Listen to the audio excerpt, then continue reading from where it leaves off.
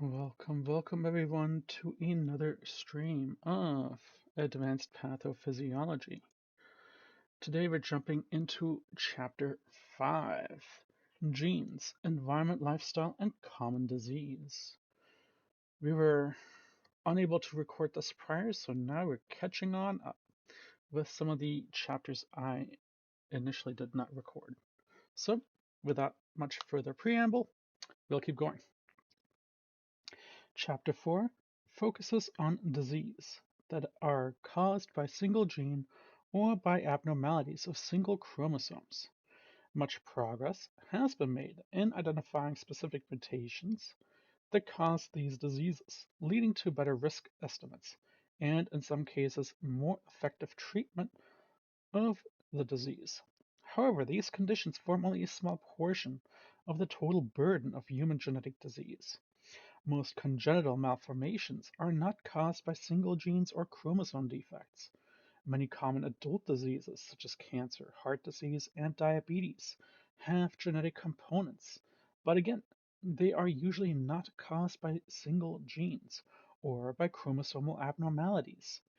These diseases, whose treatment collectively occupies the attention of most healthcare practitioners, are the result of a complex interplay of multiple genetic and environmental factors. So, factors influencing incidence of disease in populations. Your concepts of incidence and prevalence. How common is a given disease, such as diabetes, in a population? Well established measures are used to answer this question.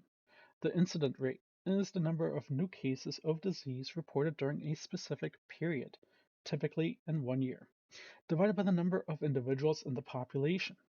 The denominator is often expressed as person per years. The incidence rate can be contrasted with the prevalence rate, which is the proportion of the population affected by a disease at a specific point in time. Prevalence is thus determined by both the incidence rate and the length of the survival period in affected individuals. For example, the prevalence rate of acquired immunosyndrome or AIDS is larger than the yearly incident rate because most people with AIDS survive for at least several years after diagnosis. Many diseases are in prevalence from one population to another. Your cystic fibrosis is relatively common among Europeans, occurring about once in every 25,000 or 2,500. In contrast, it is quite rare in Asians, occurring only once in every 90,000. Similarly, sickle cell disease affects approximately 1 in 600 African American blacks, but it is seen less frequently in whites. Both of these diseases are single gene disorders, and they vary among populations because disease causing mutations are more common or less common in different populations. Non-genetic factors have little influence on the current prevalence of these diseases. The picture often becomes more complex with common diseases of adulthood.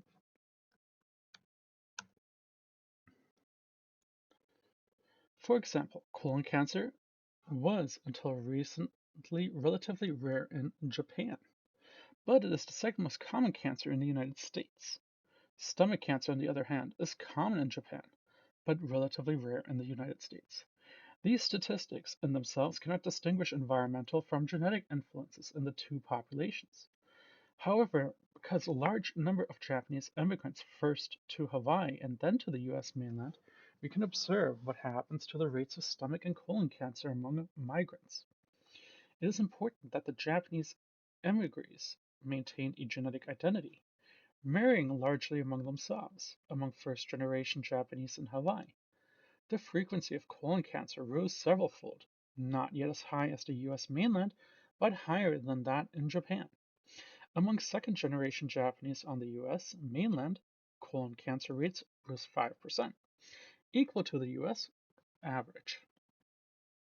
At the same time, stomach cancer has become relatively rare among Japanese Americans. These observations strongly indicate an important role for environmental factors in the etiology of cancers of the colon and stomach. In each case, diet is likely culprit. A high fat, low-fiber diet in the United States is thought to increase the risk of colon cancer, whereas techniques to preserve and season the fish commonly eaten in Japan are thought to increase the risk for stomach cancer. It is interesting that the incidence of colon cancer in Japan has increased dramatically during the past several decades as the Japanese population has adopted more Western diet. These results do not, however, rule out the potential contribution of genetic factors in common cancers. Genes also play a role in etiology of cancer of the colon. Your analysis of risk factors. The comparison just discussed is one example of the analysis of risk factor and their influence on the prevalence of disease in populations. The common measures of the effect of the specific risk factor is the relative risk. This quantity is expressed as a ratio, and you'll see that ratio right there. A classic example of a relative risk analysis was carried out in a sample of more than 40,000 British physicians to determine the relationship between cigarette smoking and lung cancer. This study compared the incidence of death from lung cancer in physicians who smoked with those who did not. The incidence of death from lung cancer was 1.66 in heavy smokers, but it was only 0.07 in the non-smokers. The ratio of these incidence rates is 1.66 over 0.07, which yields a relative risk of 23.7 deaths. Thus, it is concluded that the risk of dying from lung cancer increased by about 24-fold in heavy smokers compared with non-smokers. Many other studies have obtained similar risk figures. Although cigarette smoking clearly increases one's risk of developing lung cancer, it is equally clear that most smokers do not develop lung cancer. Other lifestyle factors are likely to contribute to one's risk of developing this disease. In addition, differences in genetic background may be involved.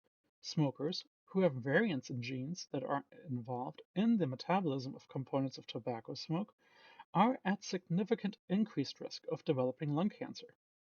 Many factors can influence the risk of acquiring a common disease, such as cancer, diabetes, and high blood pressure. These include age, gender, diet, amount of exercise, and family history of the disease. Usually, a complex interaction occurs among these genetics and non-genetic factors. The effects of each factor can be quantified in terms of relative risk. The following discussion demonstrates how genetic and environmental factors contribute to the risk of developing common diseases. So your principles of multifactorial inheritance, the basic model. Traits in which variance or variations is thought to be caused by the combined effect of multiple genes are polygenic, and environmental factors are also believed to cause variation in the trait, which is usually the case. The term multifactorial trait is used. Many quantitative traits, those such as blood pressure, that are measured on a continuous numeric scale, are multifactorial.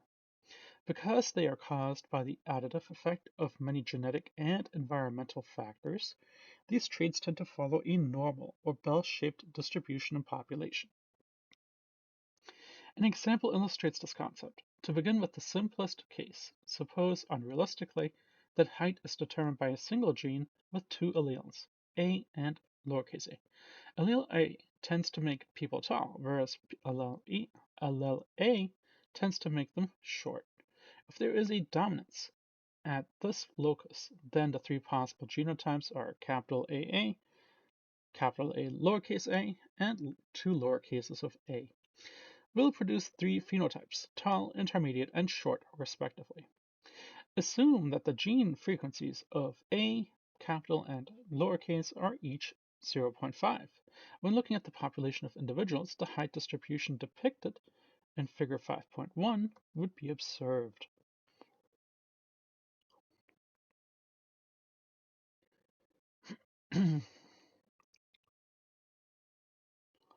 So here you have the distribution of height. Distribution of height in the population, assuming that height is controlled by a single locus with genotypes. Now suppose a bit more realistically that height is determined by two loci instead of one. The second locus also has two alleles, B and B. Again, tall and short, and they affect height in the exact same way as alleles A and A. There now are 9 possible genotypes in our population. An individual may have 0, 1, 2, 3, or 4 tall alleles, so now 5 distinct phenotypes are possible, although the height distribution in this fictional population is still not normal compared with an actual population. It approaches a normal distribution more closely than in a single gene case just described. From extension of this example, many genes and environmental factors influence height, each having a small effect.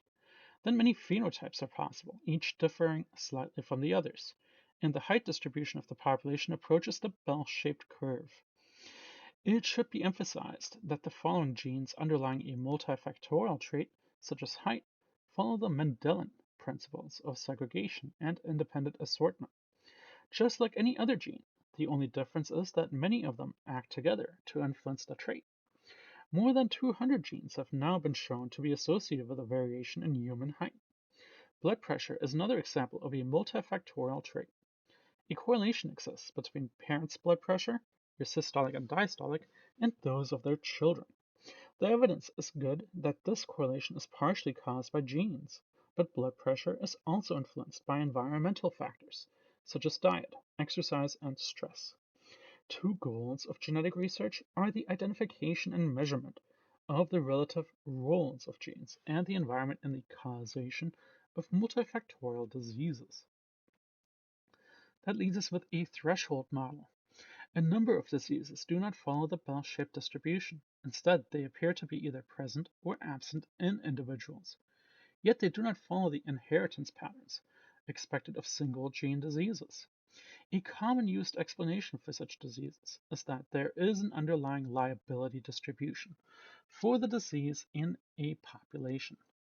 Those individuals who are on the low end of the distribution have little chance of developing the disease in question.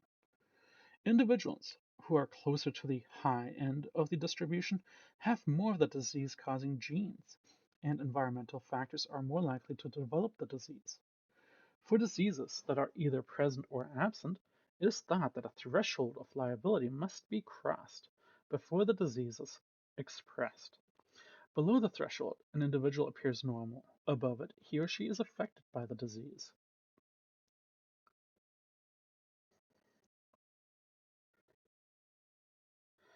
A disease that is thought to correspond to the threshold model is pyloric stenosis, a disorder that presents shortly after birth and is caused by a narrowing or obstruction of the pylorus, the area between the stomach and the intestines. Chronic vomiting, constipation, weight loss, and imbalance of electrolytes results from the condition, but it sometimes resolves spontaneously or can be corrected by surgery. The prevalence of pyloric stenosis is about 3 in 1,000 in white individuals. It is more common in males than females, affecting about 1 in 200 males and 1 in 1,000 females. It is thought that the difference in prevalence reflects two thresholds in the liability distribution, a lower one in male and a higher one in females. A lower male threshold implies that fewer disease-causing factors are required to generate the disorder in males. The liability threshold concept may explain the pattern of recurrence risks for pyloric stenosis seen in Table 5.1. Note that males having a lower threshold always have a higher risk than females.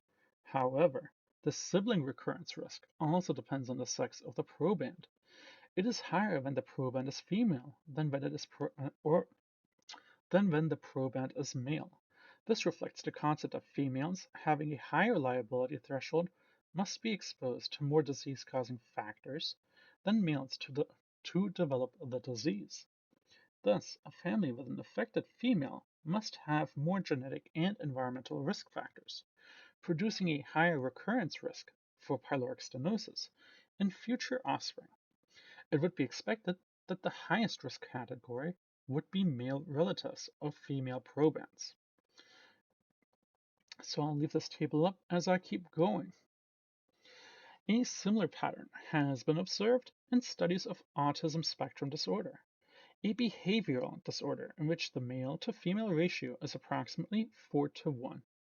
As expected with multifactorial disorder, the recurrence risk for siblings of male probands, 10%, is lower than the siblings of female probands, 12%.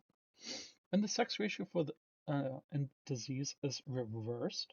One would expect a higher recurrence risk when the proband is male. A number of other congenital malformations are thought to correspond to this model.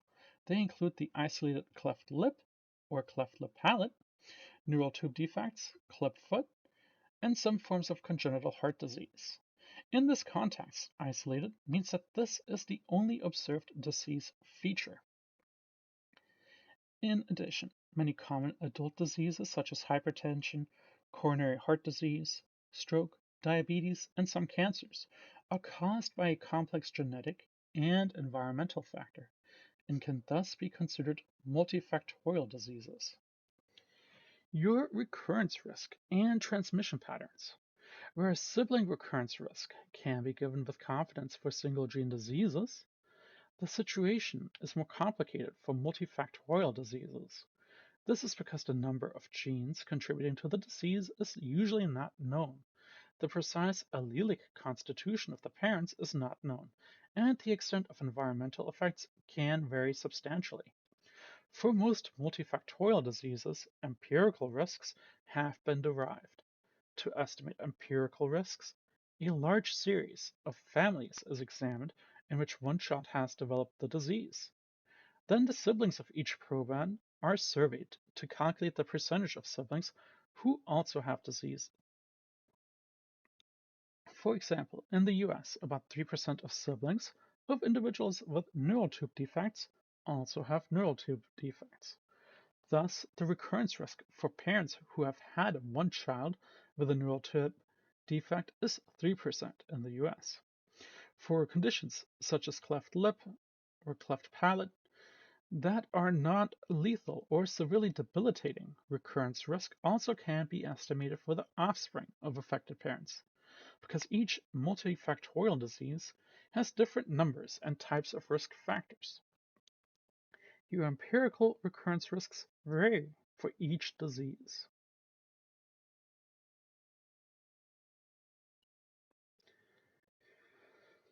Very unfortunate. So here you're taking a look at spina bifida and anencephalopathy.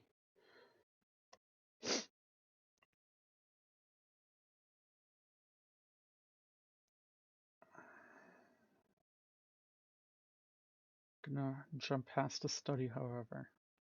In contrast to most single-gene disease, recurrence risk for multifactorial disease can change substantially from one population to another because gene frequencies as well as environmental factors can differ among populations. It is sometimes difficult to distinguish polygenic or multifactorial disease from single-gene disease that have reduced penetrance or variable expression. Large datasets and good epidemiologic data are necessary to make the distinction. Several criteria are commonly used to define multifactorial inheritance. The first, the recurrence risk becomes higher if more than one family member is affected. For example, the sibling recurrence risk for a ventricular septal defect is 3% if one sibling has been affected by VSD, but increases to approximately 10% if two siblings have been diagnosed with VSD. The same trend is seen for other multifactorial diseases like neural tube defects and autism. In contrast, the recurrence risk for single gene disease remains the same, regardless of the number of affected siblings.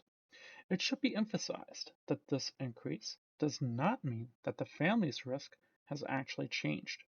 Rather, it means that there is more information about the family's true risk because they have two affected children. They are probably located higher on the liability distribution than a family with only one affected child. In other words, they have more risk factors and are more likely to produce an affected child. Second, if the expression of the disease in the proband is more severe, the recurrence risk is higher. This is again consistent with the liability model because a more severe expression indicates that the affected individual is at the extreme tail end of the liability distribution. His or her relatives are thus at a higher risk for inheriting disease genes. For example, the occurrence of a bilateral CL or P confers a higher recurrence risk on family members than does the occurrence of a unilateral one-sided cleft. Third, the recurrence risk is higher if the proband is of the less commonly affected sex. This is because an affected individual of the less susceptible sex is usually at a more extreme position on the liability distribution. Fourth, the recurrence risk for the disease usually decreases rapidly in more remote related relatives, whereas the recurrence risk for single gene disease decreases by 50% with each degree of relationship. It is decreased much more quickly for multifactorial diseases. This reflects the fact that many genes and environmental factors must combine to produce a trait. All necessary risk factors are unlikely to be present in less closely related family members. Finally, in the prevalence of the disease in a population, if F, the risk factor for offspring and sibling of probands, is approximately the square root of F, this does not hold true for single gene traits because their recurrence risks are largely independent of population prevalence. It is not an absolute rule for multifactorial traits either, but many such diseases tend to conform to the prediction. Examination of the risk, given in Table 5.2, shows the first three diseases follow the prediction fairly well. However, the observed sibling risk for the fourth disease, infantile autism, is substantially higher than the predicted by the square root of F.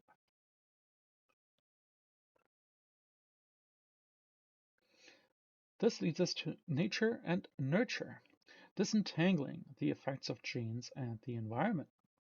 Family members share genes and a common environment. Family resemblance and traits such as blood pressure reflect both genes, your nature, and environment, your nurture. For centuries, people have debated the relative importance of these two types of factors. It is a mistake, of course, to view them as mutually exclusive. Few traits are influenced only by genes or only by environmental factors. Most are influenced by both. It is usually to try to determine the relative influence of genetic and environmental factors. This can lead to a better understanding of disease etiology. It can also help in planning public health strategies. A disease in which the genetic influence is relatively small, such as lung cancer, may be prevented most effectively through emphasis on lifestyle changes. When a disease has a relatively larger genetic component, as in breast cancer, examination of family history should be emphasized in addition to lifestyle modification. Here are two research strategies are reviewed that often are used to estimate the relative influence of genes and environment, your twin studies and adoption studies. Twin studies. Twins occur with a frequency of about 1 in 100 births in white populations. They are a bit more common in blacks and a bit less common in Asians. Your monozygotic twins originate when the developing embryo divides to form two separate but identical embryos. Because they are genetically identical, your monozygotic twins are an example of natural clones. Your dizygotic twins, or your fraternal twins, are the result of a double ovulation, followed by the fertilization of each egg by a different sperm. Thus, dizygotic twins are genetically no more similar than siblings. Because two different sperm cells are required to fertilize the two eggs, it is possible for your dizygotic twins to have a different father, whereas your monozygotic twins rates are constant across population. Your dizygotic twins rates vary somewhat.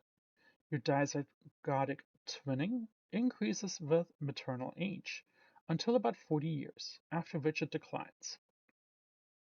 Because your monozygotic twins are genetically identical, any differences between them should be caused only by the environmental effects.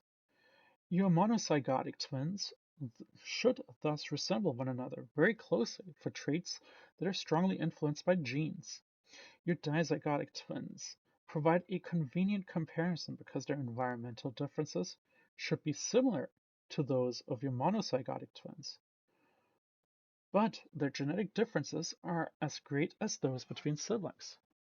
Twin studies thus usually consist of comparison between your monozygotic and dizygotic.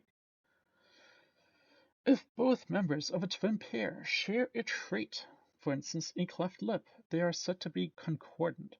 If they do not share the trait, they are discordant. For a trait determined totally by genes, your monozygotic twins should always be concordant, whereas your dizygotic twins should be concordant less often, because they, like full siblings, share only 50% of their DNA. Concordance rates may differ between opposite sex. Your dizygotic twins pairs and same-sex dizygotic pairs for some traits, such as those that have different frequencies in males and females. For such traits, only same-sex dizygotic twin pairs should be used when comparing monozygotic and dizygotic concordance rates, because monozygotic twins aren't necessarily of the same sex. Table 5.3 gives concordance rates for a number of traits. Note that the concordance rates for contagious diseases, such as measles, are quite similar in both monozygotic and dizygotic twins. This is expected because a contagious disease is unlikely to be influenced markedly by genes. On the other hand, the concordance rates are quite dissimilar for instance, schizophrenia and bipolar affective disorder, suggesting a sizable genetic component for these diseases. The monozygotic correlation for dermatoglyphics, your fingerprints, which are determined almost entirely by genes, are close to 1.0. So I'll leave that table up for just a moment.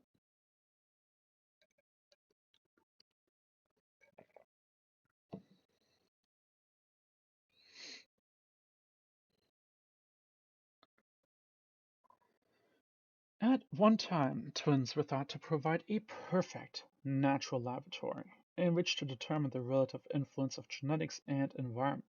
But several difficulties arose. One of the most important is the assumption that the environments of monozygotic and dizygotic twins are equally similar. As one would expect, monozygotic twins are often treated more similarly than dizygotic twins. The greater similarity in environment can make monozygotic twins more concordant for a trait, inflating the apparent influence of genes. In addition, monozygotic twins may be more likely to seek the same type of environment, further reinforcing environmental similarity. On the other hand, it has been suggested that monozygotic twins tend to develop personality differences in an attempt to assert their individuality. Your adoption studies. Studies of adopted children also are used to estimate the genetic contribution to a multifactorial trait. Children born to parents who have a disease but are then subsequently adopted by parents lacking the disease can be studied to find out whether these children develop the disease. In some cases, such children develop the disease more often than a comparative control population. This provides some evidence that genes may be involved in the causation of the disease because the adopted children do not share an environment with their affected natural parents. For example, 8 to 10% of adopted children of a schizophrenic parent develop schizophrenia, whereas only about 1% of adopted children of unaffected parents develop schizophrenia. As with the twin studies, several precautions must be exercised in interpreting the results of adoption studies. First, prenatal environment influences could have long-lasting effects on an adopted child. Second, children are sometimes adopted after they are several years old, ensuring that some environmental influence would have been imparted by the natural parents. And finally, Adoption agencies sometimes try to match the adoptive parents with their natural parents in terms of background, socioeconomic status, and other factors. All these factors could exaggerate the apparent influence of a biologic inheritance. These reservations, as well as those summarized for twin studies, underscore the need for caution in basing conclusions on twin and adoption studies. These approaches do not provide definitive measures of the role of the genes in multifactorial disease, nor can they identify specific genes responsible for disease. Instead, they serve a useful purpose in providing a preliminary indication of the extent to which a multifactorial disease may be caused by genetic factors. Sophisticated molecular techniques are being used to identify the specific genes that underlie predisposition to multifactorial disease. This discussion should make it clear that most common diseases are not the result of their either genetic or environment. Instead, genetic and non-genetic factors usually interact to influence one's likelihood of developing a common disease. In some cases, a genetic predisposition may interact with an environmental factor to increase the risk of disease acquisition to a much higher level than would either factor acting alone. A good example of a gene-environment interaction is given by alpha antitrypsin deficiency, a genetic condition that causes pulmonary emphysema and is greatly exacerbated by cigarette smoking.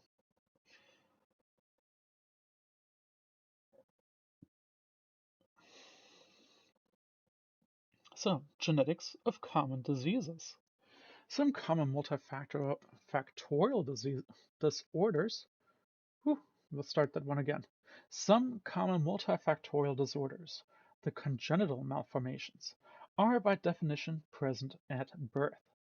Others, including heart disease, cancer, diabetes, and most psychiatric disorders, are seen primarily in adolescents and adults. Because these disorders are complex, unraveling their genetics is a daunting task. Nonetheless, significant progress is being made. So, congenital malformations. Congenital disease are present at birth. Approximately 2% of newborns present with a congenital malformation. Most of these are multifactorial in etiology. Table 5.4 lists some of the common congenital malformations. Sibling recurrence risks for most of these disorders range anywhere from 1 to 5%. I'll leave that table up and keep going. Some congenital malformations, such as your cleft lip or cleft palate and pyloric stenosis, are relatively easy to repair and thus are not considered to be serious problems. Others, such as a neural tube defect, usually have more severe consequences, although some cases of congenital malformation occur in the absence of any other problems. It is quite common for them to be associated with other disorders. For example, hydrocephaly and clubfoot are often seen secondary to spina bifida. Your cleft lip or cleft palate is often seen in babies with trisomy 13. A congenital heart defect are seen in children with many other disorders, including Down syndrome. Your environmental factors also cause some congenital malformations. An example is a thalidomide, a sedative used during pregnancy in the 1960s. When ingested during early pregnancy, this drug often caused phocomelia, severely shortened limbs, in babies.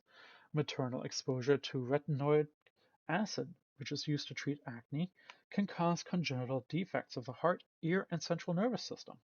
Maternal rubella infection can cause congenital heart defects. Your multifactorial disorders in the adult population. So, until quite recently, very little was known about specific genes responsible for common adult diseases. With the more powerful laboratory and analytic techniques now available, the situation is changing. This section reviews recent progress in understanding the genetics of major common adult diseases. So if you take a look at Table 5.5, it gives approximate prevalent figures in the US. So I'll leave that up for just a moment and we'll keep on going.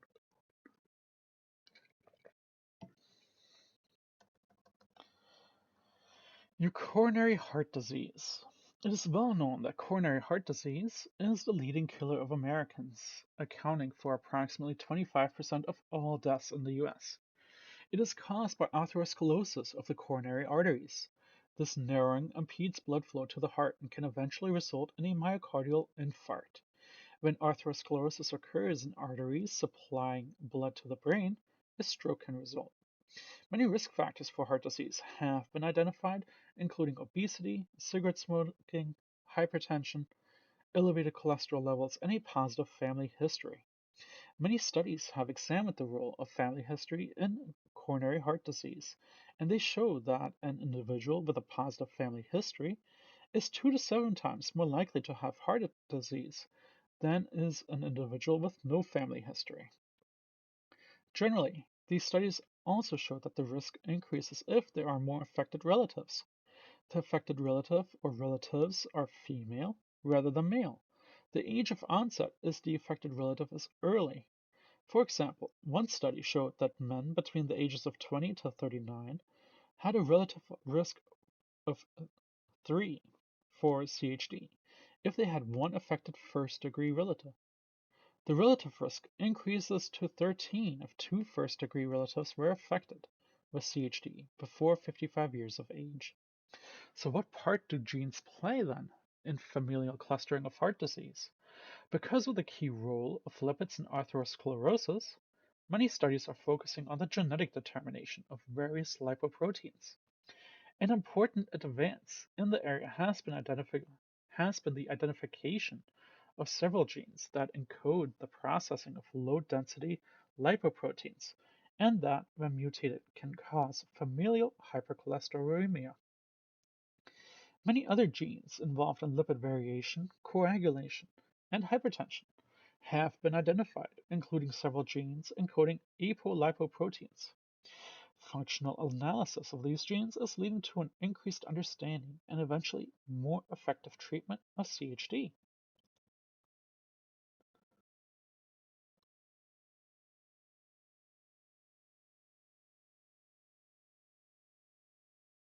Hmm, skipping quite a bit here. Jumping right over this. I will keep table 5.6 up.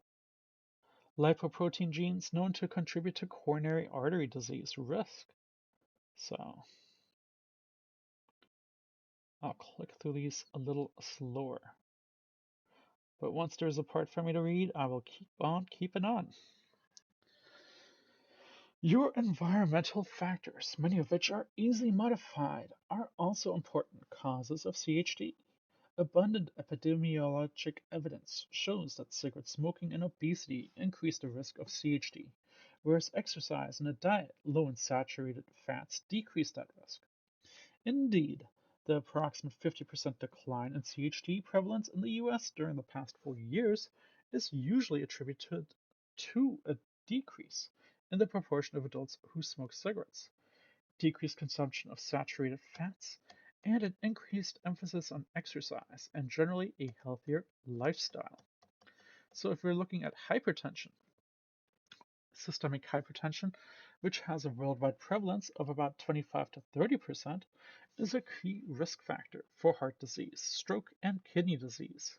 Studies of blood pressure correlation within families indicate that about 20 to 40% of variation in both systolic and diastolic blood pressure is caused by genetic factors. The fact that this figure is substantially less than 100% indicates that the environmental factors also must be important causes of blood pressure variation. The most important environmental risk factor for hypertension are increased sodium intake, decreased physical activity, psychosocial stress, and obesity. Blood pressure regulation is a highly complex process that is influenced by many physiologic systems, including various aspects of kidney function, cellular ion transport, and heart disease, and heart function. Because of this complexity, much research is now focused on the specific components that influence your blood pressure variation, such as the renin-angiotensin system, vasodilators such as nitric oxide, and the kallikrein-kinin system, and ion transport systems such as adenosine and sodium lithium countertransport. These individual factors are more likely to be under the control of smaller number of genes than is blood pressure itself, simplifying the task of identifying these genes and their role in blood pressure regulation. For example, linkage and association studies have implicated several genes involved in the renin-angiotensin system in the causation of hypertension. So here we're taking a look at the renin-angiotensin system. Cancer. I'll leave this picture up for just a moment, actually, and we'll talk about cancer. Cancer is the second leading cause of death in the United States. It is well established that many major types of cancer cluster strongly in families. This is caused by both inherited genes and shared environmental factors, although numerous cancer-causing genes are being isolated. Environmental factors also play an important role in causing cancer. In particular, tobacco is estimated to account for one-third of all cancer cases in the US, making it the most important known cause of cancer. Typically, these environmental factors cause cancer by creating somatic mutations in specific cell types. Thus, cancer can be caused both by inherited genetic variants and by non-inherited somatic mutations acquired during an individual's lifetime. So breast cancer. Breast cancer is the most common cancer among women, affecting about 12%, who live to the age of 85 years or older. Formerly the leading cause of cancer death among women, it has been surpassed by lung cancer. Breast cancer aggregates strongly in families. For example, if a woman has one affected first-degree relative, her risk of developing breast cancer doubles. This risk increases further if the age of onset in the affected relative is early and if the cancer is bilateral, tumors in both breasts. An autosomal dominant form of breast cancer accounts approximately for 5 to 10% of breast cancers in the US. Genes responsible for this form of breast cancer have been identified on chromosomes 17 and 13, and these genes can be tested for inherited cancer-causing mutations. Women who inherit a mutation in BRCA1 or BRCA2 experience a 50 to 80% lifetime risk of developing breast cancer. Your BRCA1 mutation also increases the risk of ovarian cancer among women, and they confer a modestly increased risk of prostate or colon cancer. Your BRCA2 mutation also confer an increased risk of ovarian cancer, and approximately 6% of males who inherit a BRCA2 mutation will develop breast cancer, representing a 100-fold increase over the risk of general male population.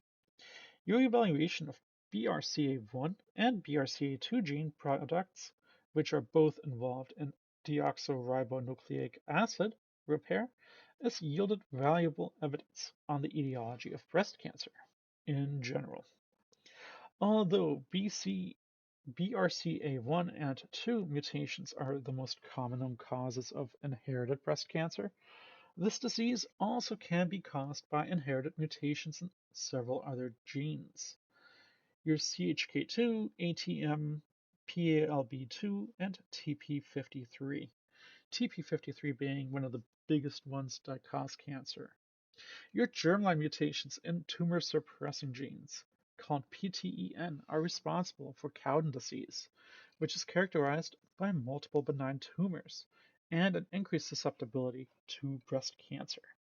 Despite significance of these genes, it should be emphasized that more than 90% of breast cancer cases are not inherited as Mendelian diseases. Colorectal cancer.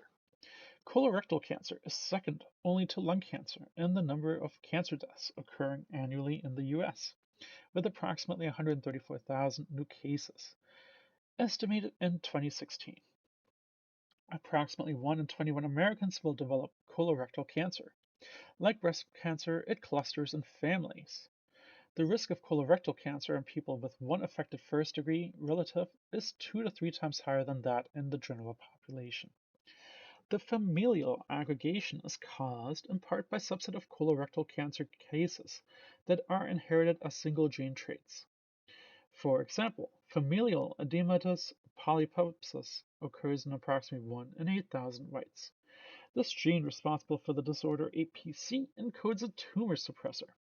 Importantly, somatic mutation of APC are found in the at least 85% of all colon tumors. Thus, although inherited APC mutations cause rare familial adenomatous polyposis, somatic mutations are involved in the great majority of all common colorectal cancers. Hereditary non-polyposis colorectal cancer, which may account for as many as 5% of colorectal cancer cases, is caused by mutations in any of the 6 genes. Research has shown that all of these genes are involved in the vital process of DNA repair. When this function is compromised, cancer-causing mutations can persist in cells, leading eventually to growth of a tumor. Other colorectal cancer cases are likely to be caused by a complex interaction of multiple genes. In addition, environmental factors such as a high-fat, low-fiber diet are thought to increase the risk of colorectal cancer. Your prostate cancer. Prostate cancer is the second most common diagnosed cancer in men, right after skin, with approximately 220,000 cases annually in the US. Prostate cancer is the second only to lung cancer as a cause of cancer death in men.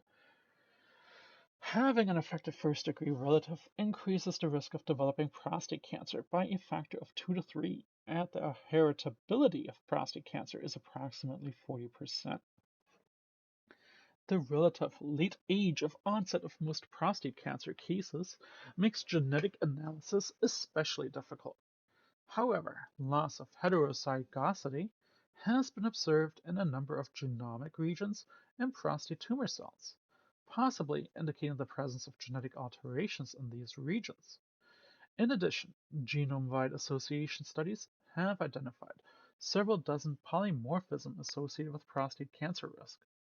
Several of these are located on chromosome 8q24, which contains polymorphism associated with several other cancers as well. Although the 8q24 region contains no protein-coding genes, it contains enhancer elements that affect expression of the MYC oncogene, located about 250 kilobytes from 8q24. Non-genetic risk factors for prostate cancer may include a high-fat diet, because prostate cancer usually progresses slowly, and because it can be detected by digital exam and by the prostate-specific antigen test. Fatal metastasis can usually be prevented. Your cancer gene identification. Recently developed techniques, including large-scale DNA sequencing, have identified hundreds of genes that are mutated in various cancers. Some of these genes contribute directly to a growth advantage in tumor and are considered primary causes of cancer. Roughly 150 such driver genes have been described. A much larger number of genes undergo somatic mutation during tumorigenesis, but these genes do not directly confer a growth advantage to cells. These are termed passenger genes. The gene responsible for retinoblastoma, which normally acts as a brake on cell division, is an example of a well-known driver gene. The APC gene, discussed previously, is another example. Although many types of cancer, such as retinoblastoma or familial edematous polyposis, are relatively rare, study of a causative gene has provided many important insights into the nature of carcinogenesis in general. This leads to more effective treatment and prevention of all cancers. Your diabetes, like the other disorders discussed in the chapter, the etiology of diabetes is complex and not fully understood. Nevertheless, progress is being made in understanding the genetic basis of this disorder, which is a leading cause of blindness, heart disease, and kidney failure. An important advance has been the recognition that diabetes is actually a heterogeneous group of disorders, all characterized by elevated blood glucose levels. The focus here is on the two major types, type 1 and type 2. Type 1 diabetes, which is characterized by T cell infiltration of the pancreas and destruction of the insulin producing beta cells, usually presents before the age of 40. Individuals with type 1 diabetes must receive exogenous insulin to survive. In addition to T cell infiltration of the pancreas, autoantibodies are formed against pancreatic cells. The latter can be observed long before clinical symptoms occur. These findings, along with strong association between type 1 diabetes and the presence of several major histocompatibility complexes, your class 2 alleles, indicate that this is an autoimmune disease. Over the past few decades, the incidence of type 1 diabetes has increased substantially. Siblings of individuals with type 1 diabetes face a substantial elevation in risk, roughly 6%, as opposed to the risk of 0.3 to 0.5 in the general population. The recurrence risk is also elevated when there is a diabetic parent, although the risk varies with the sex of the affected parent. The risk for offspring of diabetic mothers is 1 to 3%, where it is 4 to 6% if it is a diabetic father. Twin studies show that the empirical risk for identical twins of people with type 1 diabetes range 30 to 50%. In contrast, the concordance rates of dizygotic twins are only 5 to 10.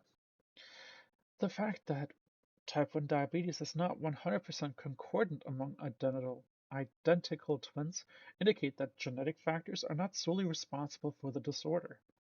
There is good evidence that specific viral infections contribute to the causation of type 1 diabetes in at least some individuals, possibly by activating an autoimmune response. The association-specific MHC class II allele and type 1 diabetes has been studied extensively, and it is estimated that these allele count for 40% of familial clustering of type 1 diabetes. Approximately 95% of whites with type 1 diabetes have the human leukocyte antigen, HLA, allele, DR3 and DR4 alleles, whereas only about 50% of the general white population has either of these alleles. If an affected proband and a sibling are heterozygous for the DR3 and DR4 alleles, the sibling's risk of developing type 1 diabetes is nearly 20%. In addition, the presence of aspartic acid at position 57 of the HLA-DQ chain is strongly associated with a resistance to type 1 diabetes. In fact, those who do not have this amino acid at position 57 are 100 times more likely to develop type 1 diabetes. The aspartic acid substitution alters the shape of HLA class II molecule, and thus its ability to bind and present peptides to T cells. The altered T cell recognition may help protect individuals with the aspartic acid substitution from an autoimmune episode. The insulin gene, which is located on the short arm of the chromosome 11, is another logical candidate for type 1 diabetes susceptibility. Polymorphism within the near this gene have been tested for the association with type 1 diabetes. It is estimated that inherited genetic variation in insulin region account for roughly 10% of familial clustering of type 1 diabetes. Many additional genes have been shown to be associated with susceptibility to type 1 diabetes. The most significant of these are cytotoxic lymphocytes associated 4, which encodes a protein involved in the regulation of T cell proliferation, and PTPN22, which encodes a lymphoid-specific tyrosine phosphatase that negatively regulates T cell activation. It is interesting that variation in the latter gene has been associated with several other autoimmune diseases, including systemic lupus, rheumatoid arthritis, and autoimmune thyroid disease. Type 2 diabetes. Type 2 diabetes accounts for 90% of all diabetes cases and affects 10 to 20% of the adult population of many developed countries. A number of features distinguish it from type 1 diabetes. There is nearly always some endogenous insulin production in people with type 2 diabetes, and the disease can often be treated successfully with dietary modifications and oral drugs.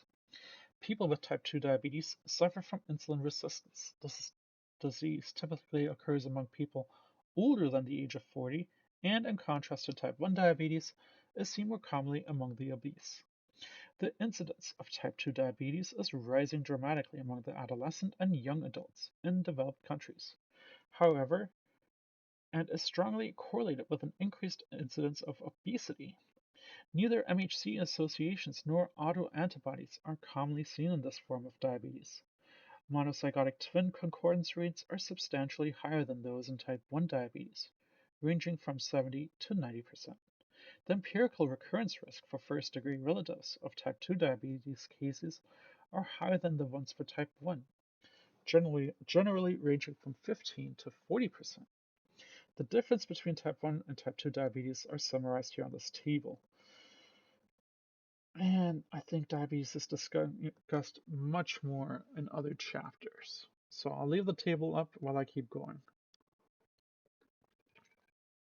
Hundreds of studies have been undertaken to identify genes that may contribute to type 2 diabetes susceptibility, and nearly 100 genes are now known to be associated with risk of this disease. An important risk factor for TCF7L2, which encodes the transcription factor involved in the secretion of insulin. A variant of TCF7L2 is associated with 50% increased risk of developing type 2 diabetes. A significant association has been observed between type 2 diabetes and the common allele of the gene that encodes the peroxisome proliferation activation receptor gamma, a nuclear receptor that is involved in adipocyte differentiation and glucose metabolism. This receptor is a target to thiazolidinodiones. I have probably butchered that. Thiazolidinodiones. Sure. A class of drugs commonly used to increase insulin sensitivity in those with type 2 diabetes.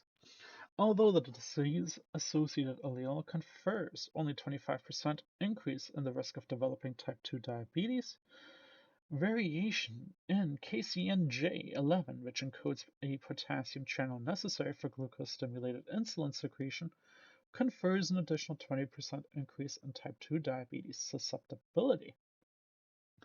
The associations between diabetes susceptibility and each of these genes have widely replicated in multiple populations. The two most important risk factors for type 2 diabetes are positive family history and obesity, the latter increasing insulin resistance. The disease tends to rise in prevalence in population adopt a diet and exercise pattern typical in the US and European populations. Increases have been seen, for example, among Japanese immigrants to the US and among some native populations of South Pacific, Australia, and Americas. Several studies conducted on male and female subjects have shown that regular exercise can substantially lower one's risk of developing type 2 diabetes, even among individuals with a family history of the disease. This is partly because exercise reduces obesity. However, even in the absence of weight loss, exercise increases insulin sensitivity and improves glucose tolerance. Because of dramatic increases in obesity in the US and other developed countries, the prevalence of type 2 diabetes is also rising rapidly, and the average age of onset is decreasing. A small proportion of type 2 diabetes cases occur early in life, often before 25 years of age, and typically exhibit autosomal dominant inheritance. This subset is termed maturity onset diabetes of the young. Studies of MODY pedigrees have shown that about half of cases of the disease are caused by mutations in glucokinase gene. Glucokinase converts glucose to glucose 6-phosphate in the pancreas. In addition to the glucokinase gene, 5 other genes, all of which are involved in the pancreatic development of the regulation of insulin levels, have now been shown to cause MODY. Obesity. Obesity is most commonly defined as body mass index greater than 30. Using this criteria, more than one-third of American adults are obese, and an additional one-third of overweight are overweight. The proportion of obese adults and children continues to increase rapidly. Although obesity is not a disease, it is an important risk factor for several common diseases, including heart disease, stroke, diabetes, and cancer, prostate, breast, and colon. As one might expect, there is a strong correlation between obesity and parents and their children. This could easily be ascribed to common environmental effects. Parents and children usually share similar dietary and exercise habits. However, there is a good evidence for genetic components as well. Four adoption studies each showed that the body weight of adopted individuals correlated significantly with their natural parents' body weights, but not with those of their adoptive parents. Twin studies also provide evidence for a genetic effect on body weight, with most studies yielding heritability estimates between 0.6 and 0.8. Research aided substantially by mouse models has shown that many genes each play a role in human obesity. Important among these genes that encode leptin and its receptor. The leptin hormone is secreted by adipocytes and bind to receptors in the hypothalamus, the site of the body's appetite control center. Cloning of the human leptin gene and its receptor led to optimistic predictions that leptin could be key to weight loss in humans. Although mutation in the human leptin gene and its receptor have been identified in few humans with severe obesity, they both appear to be extremely rare. Clinical trials using recombinant leptin have demonstrated moderate weight loss in subset of obese individuals. In addition, leptin participates in important interactions with other components and appetite control, such as neuropeptide Y and alpha melanocyte stimulating hormone, and its receptor, the melanocortin 4 receptor. Mutation in the gene that encodes MC4R have been found in 3 to 5% of severely obese individuals. Homozygosity for DNA variant in the FTO gene has been associated with 40% and 70% increases in the risk of overweight and obesity, respectively. Recent evidence shows that the FTO variant is part of an enhancer that binds to the IRX gene, which is located 2 million base pairs away from FTO and is involved in regulation of fat mass. Identification of these human genes is leading to a better understanding of natural weight control in the human, and it could eventually lead to effective treatment in some cases of obesity. That leaves us with Alzheimer's disease. Alzheimer's disease, which is responsible for 60 to 70% of cases of progressive cognitive impairment among older adults, affects about 5 to 10% of the population older than 65 and 40% of population older than 85. Because of the aging of the population, the number of Americans with Alzheimer's is predicted to increase substantially during the coming decade. Alzheimer's is characterized by progressive dementia and memory loss, and by the formation of amyloid plaques and neurofibrillary tangles in the brain, particularly in the cerebral cortex of the hippocampus. The plaque and tangles lead to progressive neural loss, and death usually occurs within 7 to 10 years after the first appearance of symptoms. The risk of developing Alzheimer's doubles in individuals who have an affected first-degree relative. Although most cases do not appear to be caused by a single loci, approximately 10% follow an autosomal dominant mode of transmission. 3 to 5% of Alzheimer's cases occur before 65 and are considered early onset. These are much more likely to be inherited in autosomal dominant fashion.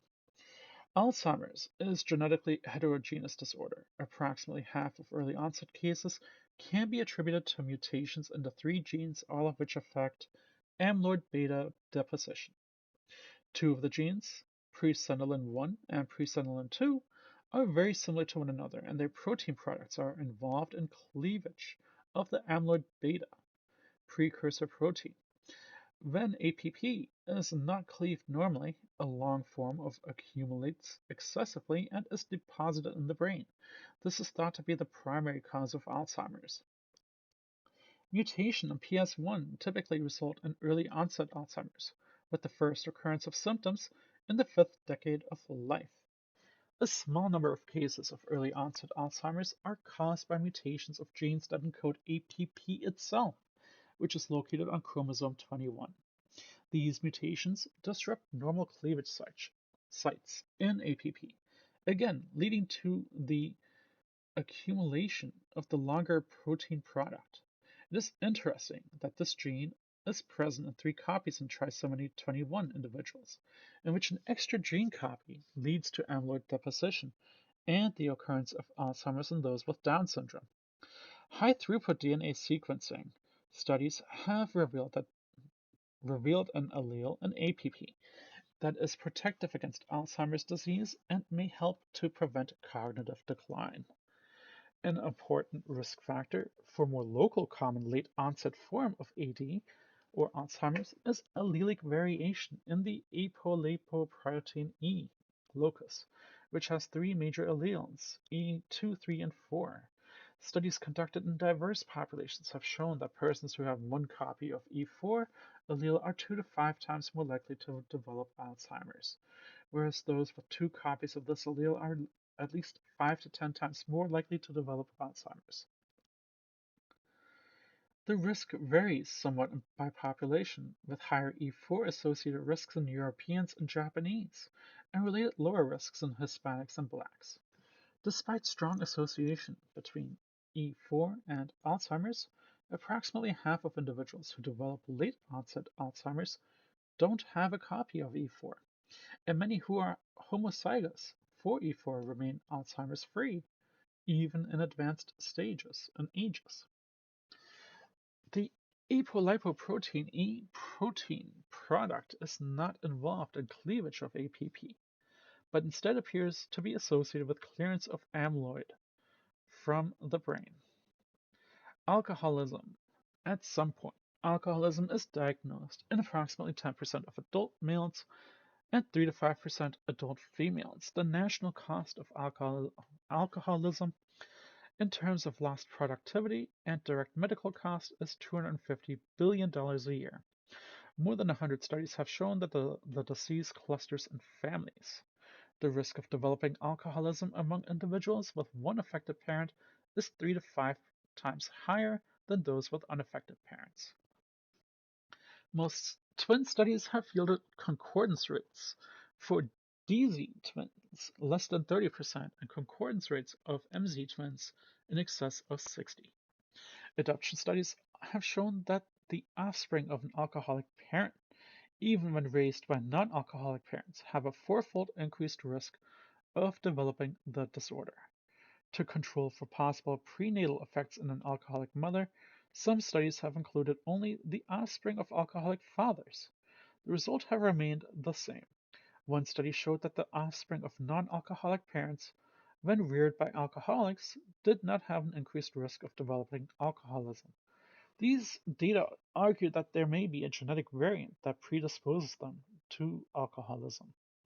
It has long been known that an individual's physiologic response to alcohol can be influenced by variation in the key enzyme responsible for alcohol metabolism, your alcohol dehydrogenases, which converts ethanol to acetaldehyde, the aldehyde dehydrogenases, which converts acetaldehyde to acetate, and particularly the allele of ALDH2 gene results in excessive accumulation of acetaldehyde and thus in facial flushing, nausea, palpitations, and lightheadedness. Because of these unpleasant effects, individuals who have ALDH2 2 allele are much less likely to become alcoholics. This protective allele is common in Asian population, but is rare in other. A number of other genes are associated with susceptibility to alcoholic addiction, including genes that encode components of gamma aminobutyric acid receptors. This finding is biologically plausible because GABA neurotransmitter systems inhibit excitatory signals in neurons, exerting a calming effect. Alcohol also has been shown to increase GABA release, and allelic variation in GABA receptor genes may modulate this effect. It should be underscored that genes may increase one's susceptibility to alcoholism. Obviously, this is a disease that requires an environmental component, regardless of genetic constitution. Your psychiatric disorders, the major psychiatric diseases, schizophrenia, and affective disorder, have been subjects of numerous genetic studies. Twin adoption and family studies have shown that both disorders aggregate in families. Your schizophrenia is a severe emotional disorder characterized by delusions, hallucinations, retreat from reality, and bizarre, withdrawn, or inappropriate behavior. The lifetime recurrence risk for schizophrenia among the offspring of one affected parent is approximately 8 to 10%, which is 10 times higher than the risk of the general population. As one might expect, the empirical risk increases more when relatives are affected. For example, an individual with an affected sibling of an affected parent has a risk approaching 20%, and an individual with two affected parents has a risk of nearly 50%. The risk decreases when the affected family member is a second or third degree relative. Again, we can take a look at Table 5.8 to see more comparisons. On inspection, it may seem puzzling that the proportion of schizophrenic probands who have a schizophrenic parent is only about 5%, which is substantially lower than the risk for other first degree relatives. This can be explained by the fact that people with schizophrenia are less likely to marry and produce children than are other individuals. Thus, substantial selection against schizophrenia occurs in the population. Your twin and adoption studies also indicate that genetic factors are likely to be involved in schizophrenia. Data pulled from 5 different twin studies show a 47% concordance rate for your identical twins, compared with the concordance rate of only 12% of your non-identical twins. When the offspring of schizophrenic parents are adopted by normal parents, their risk of developing the disease is still 10%, which is approximately the same as the risk when raised by schizophrenic biologic parents. Large-scale genetic studies have revealed that more than 100 loci are associated with the risk of schizophrenia. Many of these genes encode components of the dopaminergic and ooh, glutamatergic neuronal signaling pathways. These findings are biologically plausible because of the major therapeutic drugs used to treat schizophrenia and block dopamine receptors. Bipolar disorder, also known as manic depressive disorder, is a form of psychosis with extreme mood swings and emotional instability. The incidence of the disorder is generally 0.5%, but it rises 5 to 10% among those with affected first degree relatives. Again, your twin and family studies show approximately 60% of a risk of bipolar disorder is attributable to genetic factors, whereas 30% of the risk for unipolar disorders is because of the genetic factors. As with schizophrenia, many large-scale studies have been undertaken to identify genes associated with susceptibility to bipolar disorder. Some of these loci were identified because their products are involved in neurotransmitter systems that are targets of drugs used to treat the disease. Some of the best replicated genetic studies implicate genes that encode voltage-gated calcium channels. Ion channel modulating drugs are frequently used as mood stabilizers, lending the genetic results functional plausibility. Many of the genes associated with bipolar disorder also are associated with schizophrenia. Genetic studies of psychiatric disorders are especially challenging because of the disorders are undoubtedly heterogeneous, reflecting the influence of numerous genetics and environmental factors. Also, definition of the phenotype is not always straightforward and it may change through time, significantly complicating genetic analysis. Other complex disorders? The disorders discussed in this chapter represent some of the most common multifactorial disorders, and those for which significant progress has been made in identifying genes. Many other multifactorial disorders are being studied as well, and in some cases, specific susceptibility genes have been identified. These include, for example, Parkinson's, hearing loss, multiple sclerosis, amyotrophic lateral sclerosis, epilepsy, asthma, IBS or IBD, and some forms of blindness. Some general principles and conclusions. Some general principles can be deduced from the results obtained thus far on genetic complex disorders. First, the more strongly inherited forms of complex disorders generally have an early age of onset. Often, these present or represent subsets of cases in which there is a single gene inheritance. Second, when the laterality is a component, the bilateral forms are more likely to cluster strong in families. Third, sex-specific threshold model fits some of the complex disorders. It fails to fit others. A tendency exists, particularly among the lay public, to assume that the presence of the genetic component means that the course of a disease cannot be altered. That is incorrect. Most of the diseases discussed in this chapter have both genetic and environmental components. Thus, lifestyle modifications often can reduce risk significantly. Such modifications may be especially important for individuals with a family history of a disease because they are likely to develop the disease early in life. To those with a family history of heart disease, for example, can often add many years of productive living with relatively minor lifestyle alterations. By targeting those who can benefit most from intervention, genetics helps to serve the goal of preventative medicine. In addition, it should be stressed that the identification of a specific genetic lesion can lead to more effective prevention and treatment of the disease.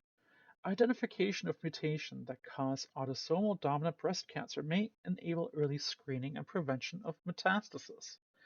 Pinpointing a gene responsible for a neurotransmitter defect in a behavioral disorder such as schizophrenia could lead to the development of more effective drug treatment. In some cases, such as those with familial hypercholesterolemia, target drug therapy or gene therapy may prove to be useful in treating the disease. It is important for healthcare practitioners to help individuals understand these facts. Although the genetics of common disorders is complex and often confusing, the community health effect of these diseases, together with the evidence of hereditary factors in their etiology, demands that genetic studies be pursued. Substantial progress is already being made. The next decade will undoubtedly witness further advances in understanding and treatment of disorders. And that concludes this chapter. We'll see you with the next one.